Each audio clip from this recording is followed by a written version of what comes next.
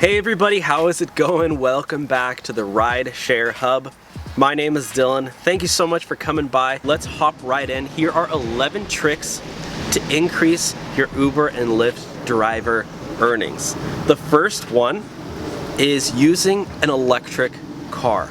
There are so many car manufacturing companies, making electric cars right now. I mean, Tesla really did start the big electric car trend, but now you even have like Toyota, Honda, you have hybrid cars, even Audi and Jaguar. There's a lot of, even Fiat has an electric car now, or maybe they're hybrids, I don't know. But using an electric car really helps you. This is a big trick because electric cars don't have a lot of the maintenance costs as if you were using a gas-powered car. First of all, electricity is much more sustainable. However, it's also much more affordable. It's a lot cheaper than spending money on gas all the time. Gas is just so expensive. Electricity is a lot cheaper. As you can see here, this is an example of an electric car. There is no gas-powered engine in here. And another cool thing about driving rideshare with a Tesla is that the brakes, they have a thing called regenerative braking. So every time you can turn it on. I have my setting up on high, but every time you step off of the acceleration, it actually brakes automatically. So your brake pads, you don't really need to replace your brake pads as often, and no oil changes or anything. So that's one way to increase your income. All right, the second one, I have actually never mentioned this before, but it's something I personally do a lot as a driver in general, but I hypermile. If you don't know what hypermiling is, it's basically a hack in order to save gas, or in this case save electricity. But I learned this a lot before, and it's basically when you're driving, you try to use your brakes as least as possible. So every time, except in a Tesla or like an electric car, but if you're in a gas-powered car, every time you step on the brake, you're just essentially wasting gas. You're wasting energy, and then you have to reuse gas in order to get yourself going again. So a really good thing to do is try to use your brake pedal less, and also when you're on your freeway, I'm not talking about going 90, I'm talking about like going 65 on the side, on the right-hand road, and again, trying to use your brakes as low as possible. You can look into it, but it's called hypermiling, and I use it all the time. That's another trick to save money so you profit more. All right, the third trick to increase your Uber and Lyft driver earnings is airport hacking. You can figure out a strategy to use with an airport, and it's through destination filters. So on Uber and Lyft, you have a couple of destination filters. I currently have 6 in my market, but I know Lyft just lowered them to 2 in a lot of areas. But basically you set your destination to the airport, so you get a ride to the airport, and then you wait to get another ride out of the airport. So right there, those are 2 really long rides. And after you get a ride out, you can set your destination filter right back to the airport, get another ride back. I know people who do this, and it's a really easy way to get a lot of long rides. And yeah, that's called airport hacking. All right, the fourth way to increase your Uber and Lyft driver earnings is by doing surge rides only. So if you don't know what surge rides is, or prime time, whether you're on Lyft, is basically when the demand for passenger rides is a lot higher than the number of drivers. So a lot of people think that, markets are really oversaturated, and yeah, that could be true at certain times. However, surge pricing is the exact opposite. That means that there are more passengers than there are drivers. So think of when you're going to a bar at 2 a.m. all of a sudden all the bars are closing, you have hundreds and hundreds and hundreds of people requesting rides, and you don't really have that many drivers, so passengers are waiting a long time and they're paying more. So an easy way to increase your Uber and Lyft driver earnings is just aim to do surge rides only, during like rush hour, during Friday and Saturday night when the bars are closing.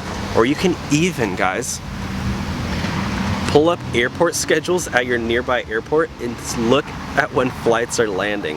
And that way, sometimes surge prices can get like double the price of a normal ride. So that's another way. All right, trick number 5 is long rides only. I know some people who do this. It's kind of usually pretty difficult to see whether or not a ride's gonna be long. Obviously, well, I guess Lyft now tells you where your destination is and how long it is.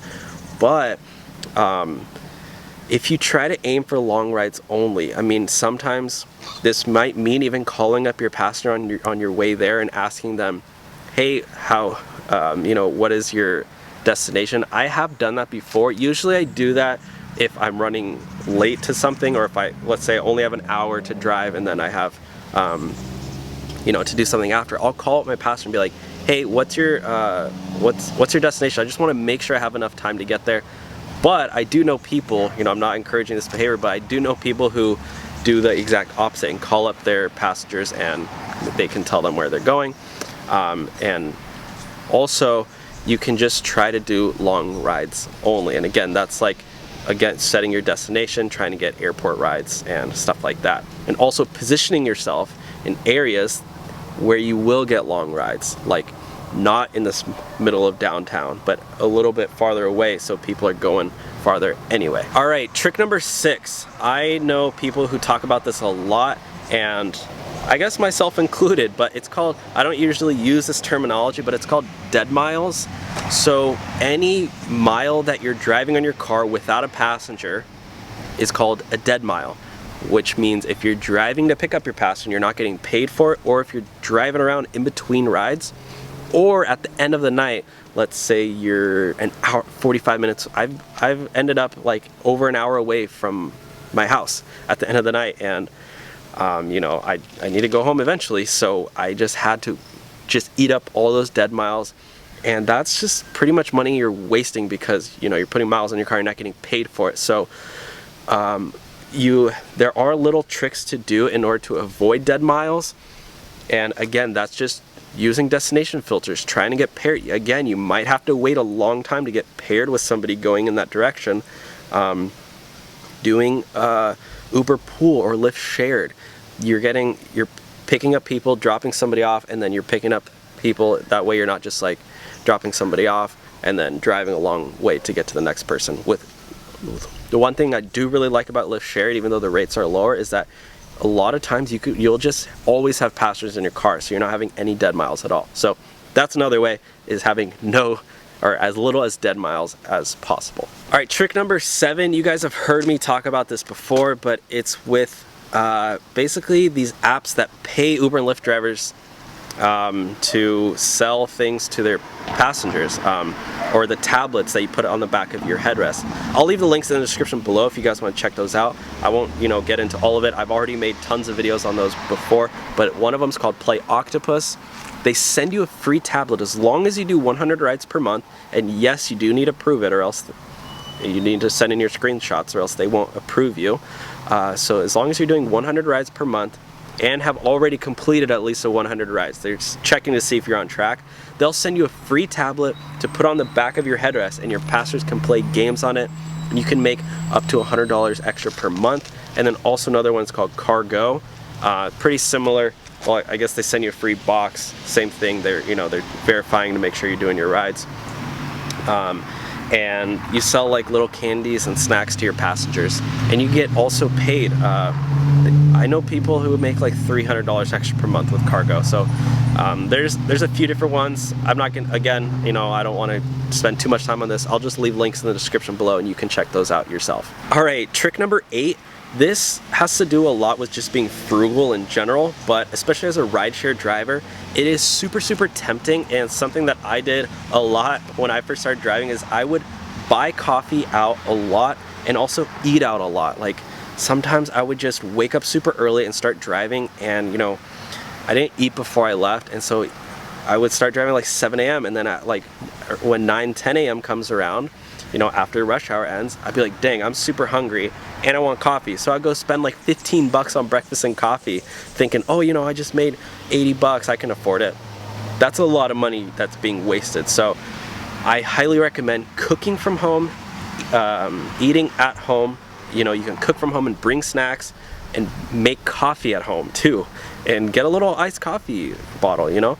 Bring iced coffee for you on the road, so you're not going out and spending $5 on a latte. It's an absolute rip-off. So yeah, the only time I really do buy coffee out is when I'm like going to meet up with friends, or I'm super running late and I don't know. Actually today I did because I didn't have coffee at my house, but that reminds me I need to go get some. So, but yeah guys, that's another trick to save money so you can profit more. You know, you don't want to spend all the money you're making on eating out and on coffee and stuff, you know, it's just a waste. All right, trick number 9 is through tips. So one really cool thing about driving rideshare is that you get to keep 100% of your tips. That's one thing I do really like. As you can tell by me, I'm always smiling, I'm always energetic. Every time I get a passenger, I always look them in the eye, go, hey Rebecca, or you know, hey Beatrice, whatever the person's name might be, and I look them in the eye, I smile at them, and I ask them how their day is going. You know, I'm not creepy about it. I'm not asking them, you know, if they want to hang out with me or anything. Like, I know some drivers do, because I've been solicited myself. I'm just really nice, calm, and courteous, and I always drive the speed limit safely, smoothly, and I do not have road rage. I've learned to, you know, just come to terms that some drivers are just not, some drivers are going to cut you off, and if they do, you know, be calm about it. So that's what I do, and I have increased my tips a lot. There's a lot of different things you can do, but again, it's mostly just driving safely, smoothly, and then going out of your way, like loading in your luggage and being happy about it, or loading in your passenger's luggage and being happy about it, not like looking mad that they have luggage. So yeah, that's another way to increase your earnings, is by tips. All right, number 10 is, this one is super important. This one I have talked about a lot because I strongly recommend it, but it's by using a used car to drive rideshare. If it makes sense, you definitely need to run the numbers. Check out some cars in your area. If you're thinking about getting a car to drive rideshare, get a used car, because you'll save a lot of money on depreciation, and you might have to pay more money in maintenance costs and stuff, but you know, if you're saving $20,000 on the ticket price, you know, you're not probably going to spend $20,000 on maintenance. I mean, you know, don't get a super beat up car that barely runs. You know, try to get it like a certified one, or from a family friend, or Facebook Marketplace. Find somebody who looks trustworthy and get the driving history, like all the maintenance history on the car. You know, do your research. You know, I'm not going to coach you on how to buy a car, but you can save a lot of money by using a used car. All right, trick number 11. This one should be stressed a lot more, and every time somebody asks me, hey Dylan, what is your number one piece of advice for me? I'm a new driver. I always tell them the exact same thing. I say track all of your miles and track all of your expenses, because when it comes to taxes at the end of the year, you're gonna want those at hand, because there's a lot of money that you're making on 1099, and you guys know your taxes aren't being taken out every week. You know, you're just getting the full amount, and then at the end of the year you have to pay taxes. I know, it's crazy. I'm in California and taxes are brutal.